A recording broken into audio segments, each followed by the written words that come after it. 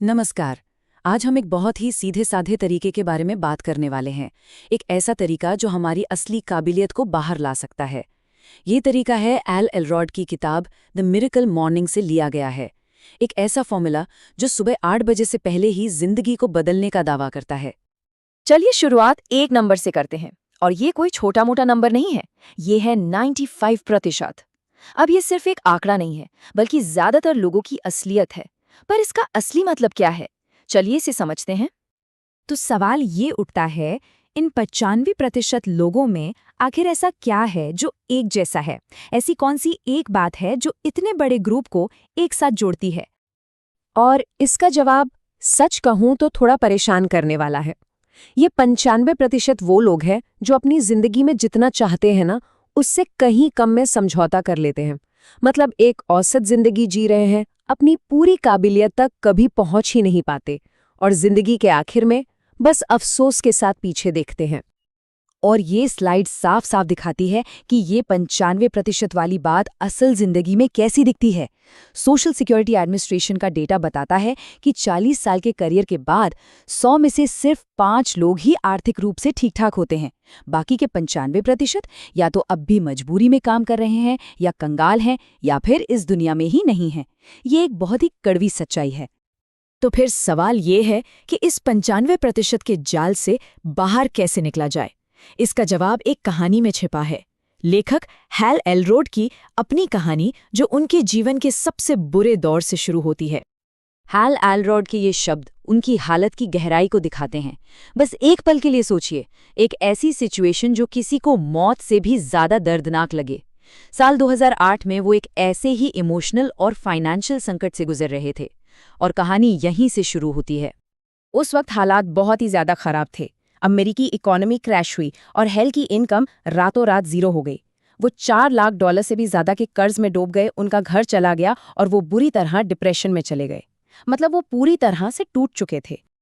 लेकिन फिर एक ऐसी ही निराश सुबह उनके एक दोस्त ने उन्हें सलाह दी कि दिमाग शांत करने के लिए दौड़ पर चले जाओ। ये सुनने में एक बहुत छोटा सा कदम लगता है, लेकिन यही वो कदम था जिसने सब कुछ बदल दिया। उस दौड़ के दौरान हेल ने जिम रॉन के ये शब्द सुने, और बस उनके सोचने का पूरा तरीका ही बदल गया। इसका मतलब ये है कि सफलता कोई ऐसी चीज नहीं है जिसके पीछे भागा जाए, बल्कि ये वो चीज है जिसे आप खुद को बेहतर बनाकर अपनी तरफ खींचते हैं।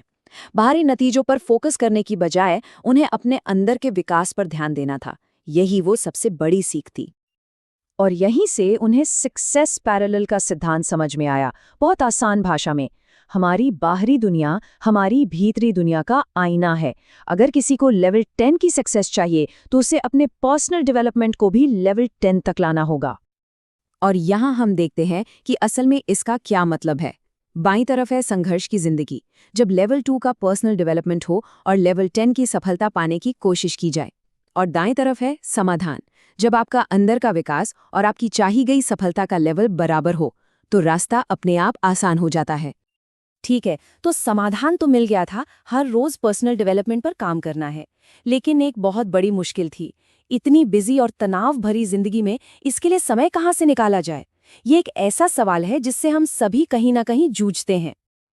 अब देखिए, शाम का वक्त वो तो परिवार के लिए है, और वैसे भी दिन भर की थकान के बाद एनर्जी बचती कहाँ है? दोपहर दोपहर का तो कोई भरोसा ही नहीं, कब क्या काम आ जाए और ये छूट जाए। तो बचा क्या? सुबह। सुबह ही वो अकेला ऐसा टाइम था जब हेले ये पक्का कर सकते थे कि दिन की जिम्मेदारियां हावी होने से पहले ये जरूरी काम हो जाए। तो सुबह कोई ऑप्शन नहीं थी, बल्कि वही एकमात्र सही रास्ता था। तो समय तय हो गया, सुबह। अब अगला कदम था एक ऐसा रूटीन बनाना जो सच में काम करे, जो सबसे तेजी से और सबसे असरदार नतीजे दे सके। और ये है वो रूटीन जो उन्होंने तैयार किया। 6 बहुत ही पावरफुल प्रैक्टिस सिर्फ 1 घंटे में। उन्होंने इसे एक नाम दिया, लाइफ SAVERS। S यानी साइलेंस या खामोशी, मन की शांति के लिए।